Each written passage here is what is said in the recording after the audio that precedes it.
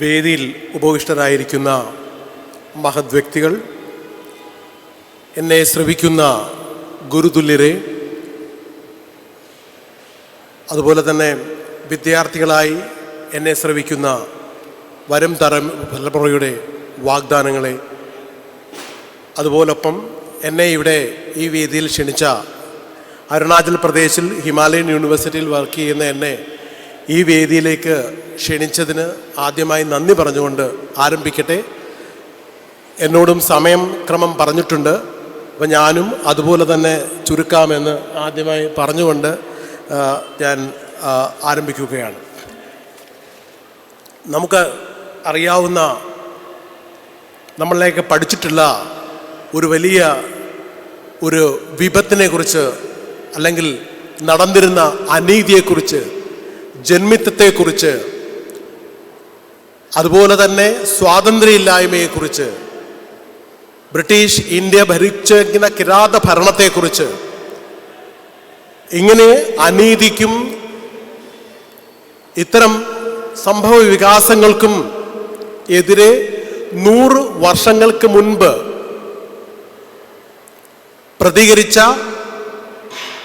പ്രതികരിക്കുവാൻ ഏറ്റവും നല്ല മാർഗം വിദ്യാഭ്യാസമാണെന്ന് തിരിച്ചറിഞ്ഞ മഹാനായ ശ്രീനാരായണ ഗുരുദേവന്റെ അദ്ദേഹം അന്ത്യവിശ്രമം കൊള്ളുന്ന ശിവഗിരിയിലാണ് എന്നുള്ളത് അദ്ദേഹത്തിൻ്റെ ശിവഗിരി തീർത്ഥാടനവുമായി ബന്ധപ്പെട്ടിട്ടുള്ള വിദ്യാഭ്യാസത്തിൻ്റെ പ്രാധാന്യവുമായാണ് നാം ഇന്നിവിടെ കൂടിയിരിക്കുന്നത്. ഒരു പക്ഷേ എനിക്കിവിടെ വരുവാൻ കഴിഞ്ഞത് ഒരു വലിയ പുണ്യമായി ഞാൻ കരുതുന്നു. ഈ അടുത്ത സമയത്ത് അംഗീകരിക്കപ്പെട്ട ചേവണ്ണൂർ കളരി, കായംകുളം പുതുപ്പള്ളിയിലുള്ള ചേവണ്ണൂർ കളരിയിൽ എനിക്ക് ഒരു 3-4 വർഷം ശരിക്കും ഗുരു താമസിച്ചു എന്ന് പറയുന്ന കേട്ടിട്ടുള്ള സ്ഥലത്ത് ഞാൻ അറിയാതെ കിടന്നുറങ്ങുവാനുള്ള അവസരം ലഭിച്ച വ്യക്തിയാണ്. അതിന് കാരണം സാമ്പത്തികമായി വളരെ പിന്നോക്കം നിന്നിരുന്ന ഒരു ചെറ്റക്കുടിലിൽ താമസിച്ചിരുന്ന എനിക്ക് അന്ന് ഇലക്ട്രിസിറ്റി ഇല്ല. സാമാന്യം നന്നായി പഠിച്ചുകൊണ്ടിരുന്ന എനിക്ക്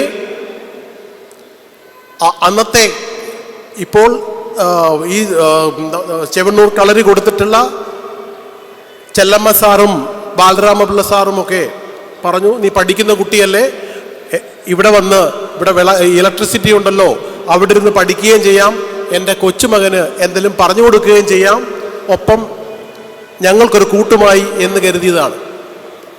അന്ന് എന്നോട് പറഞ്ഞ ചില കാര്യങ്ങൾ, കഥകൾ, ആ കഥകളിലൂടെ കൂടുതലായി ശ്രീനാരായണ ഗുരുവിനെ അറിയാൻ ശ്രമിക്കുകയും വായിക്കുകയും പഠിക്കുകയും ചെയ്തു. ഏകദേശം 24 പുസ്തകങ്ങൾ എൻ്റേതായി ഞാൻ രചിക്കപ്പെട്ടിട്ടുണ്ട്. അതിൽ കൂടുതലും അക്കാഡമിക് രംഗത്തുള്ളതാണ്. ചില പുസ്തകങ്ങൾ ഫോറിൻ യൂണിവേഴ്സിറ്റിയിൽ പഠിപ്പിക്കുന്നുമുണ്ട്. പക്ഷേ എന്നെ കൂടുതലായി ജനം അറിയാൻ തുടങ്ങിയത് ശ്രീനാരായണ ഗുരുദേവനെ കുറിച്ച് എഴുതിയ ആദ്യ പുസ്തകത്തിലൂടെയാണ്. ഞാനും ഡോക്ടർ സുരേഷ് കുമാർ മധുസൂദനും ചേർന്ന് രചിച്ച ഹാർമണി അൺവീൽഡ് എന്ന പുസ്തകമാണ് എന്നെ ലോക പ്രശസ്തനാക്കിയത് എന്ന് ഞാൻ അഭിമാനത്തോടെ പറയുന്നു. അത് ഗുരുവിൻ്റെ അനുഗ്രഹമല്ലാതെ മറ്റൊന്നുമല്ലെന്നും വിശ്വസിക്കുന്നു.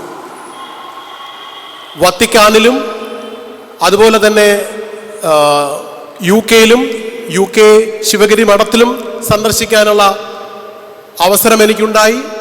കേംബ്രിഡ്ജ് യൂണിവേഴ്സിറ്റിയിലും ഓക്സ്ഫോർഡ് യൂണിവേഴ്സിറ്റിയിലും അതുപോലെ തന്നെ മുംബൈ യൂണിവേഴ്സിറ്റിയിലുമൊക്കെ ഇന്നത് പാഠ്യവിഷയമായി എടുത്തു എന്നറിയുന്നതും സന്തോഷമുള്ളവാക്കുന്നതാണ്. ഞാൻ പറഞ്ഞു വരുന്നത് വിദ്യാഭ്യാസത്തിൻ്റെയും വായനയുടെയും പ്രാധാന്യമാണ് എന്നോട് പറയുവാനിവിടെ അനുഷ്കരിച്ചിരിക്കുന്നത്. വിദ്യ കൊണ്ട് പ്രബുദ്ധരാവാൻ ഉദ്ബോധിപ്പിച്ച ശ്രീനാരായണ ഗുരു അദ്ദേഹത്തിൻ്റെ ആദ്യകാലത്ത് അദ്ദേഹം അമ്പലങ്ങളിൽ പ്രതിഷ്ഠകൾ നടത്തി ജനങ്ങളെ അന്നത്തെ പ്രമാണിത്വത്തോട് വെല്ലുവിളിച്ചുകൊണ്ട് നടത്തുന്നതോടൊപ്പം തന്നെ ഇപ്പോൾ ശിവഗിരിയിലായാലും ശാരദാംബയെ പ്രതിഷ്ഠിച്ച് ദേവിയുടെ അനുഗ്രഹം വാങ്ങി പഠിക്കുക, വിദ്യാഭ്യാസം ചെയ്യുക, അതുപോലെ തന്നെ വായിക്കുക, വായിച്ചു വളരുക എന്നുള്ള കാഴ്ചപ്പാടാണ് അദ്ദേഹം കളിക്കൊണ്ടിരുന്നത്. ഇനി വേണ്ടത് വിദ്യാഭ്യാസ സ്ഥാപനങ്ങളാണ്. അത് മാത്രവുമല്ല, നാഷണൽ എഡ്യൂക്കേഷൻ പോളിസി 2020 എത്തി നിൽക്കുന്ന മാറിക്കൊണ്ടിരിക്കുന്ന വിദ്യാഭ്യാസത്തിൻ്റെ വ്യതിയാനങ്ങളിൽ 100 വർഷങ്ങൾക്ക് മുമ്പേ തന്നെ നമ്മുടെ ഗുരുദേവൻ മനസ്സിലാക്കിയിരുന്നു എന്നുള്ളതും അദ്ദേഹത്തിൻ്റെ ദീർഘവീക്ഷണത്തിൻ്റെ ദൃഷ്ടാന്തം കൂടിയാണ്. ഞാൻ കൂടുതലായി ദീർഘിപ്പിക്കുന്നില്ല. സ്വാമി എന്നെ കുറേ നേരമായി പറയുന്നു അടുത്ത പ്രോഗ്രാം തുടങ്ങേണ്ട സമയമായി. അതുകൊണ്ട് വായിക്കുക, വായിച്ചു വളരുക. വിദ്യാഭ്യാസം എന്ന് പറയുന്നത് ഒരു ജീവിതത്തിൻ്റെ, ഒരു മനുഷ്യൻ്റെ ജീവിത അവസാനം വരെ കാത്തു സൂക്ഷിക്കേണ്ട മൂല്യങ്ങളുടെയും അതോടൊപ്പം തന്നെ സംസ്കാരത്തിൻ്റെയും ദൃഷ്ടാന്തമാണ്. അതുകൊണ്ട് വിദ്യാഭ്യാസത്തോടൊപ്പം തന്നെ വായിക്കുക, വായിച്ചു വളരുക. നമ്മളുടെ സാമൂഹികമായ കാഴ്ചപ്പാടോടുകൂടി നമ്മുടെ നാടിനും രാജ്യത്തിനും ലോകത്തിനെമ്പാടും ഗുണമുള്ള വ്യക്തിയായി എല്ലാവർക്കും കഴിയുമാറാകട്ടെ. എല്ലാവർക്കും ഗുരുദേവൻ്റെ അനുഗ്രഹമുണ്ടാകട്ടെ എന്ന് മാത്രം ആശംസിച്ചുകൊണ്ടും എനിക്ക് ഈ അവസരം നൽകിയതിന് വീണ്ടും വീണ്ടും നന്ദി പറയുന്നു. നന്ദി, നമസ്കാരം, ജയ് ഹിന്ദ്.